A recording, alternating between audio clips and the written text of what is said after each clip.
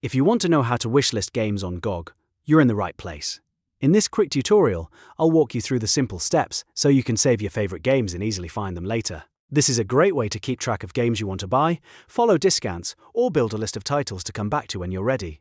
If this video helps you out, go ahead and hit the like button and subscribe for more easy tutorials like this. Alright, let's jump in. First, go to GOG and open the Apple website. Once it loads, take a look at the game library or store page. Now hover over any game that you want to add to your wishlist. When you do that, you'll see a small heart icon appear at the bottom of the game tile. All you need to do is click that heart icon to wishlist the game. It's that easy. After you click it, the game is added to your wishlist and saved to your account. If you want to see everything you've wishlisted, look at the left panel. There, you'll find your wishlisted games all in one place, making it super easy to browse through them later. This is really helpful if you like keeping track of upcoming purchases or waiting for sales before buying. You can repeat the same steps for as many games as you want, and your wishlist will stay organized inside your GOG account. So to recap, go to GOG, hover over a game, click the heart icon, and then access all your wishlisted games from the left panel.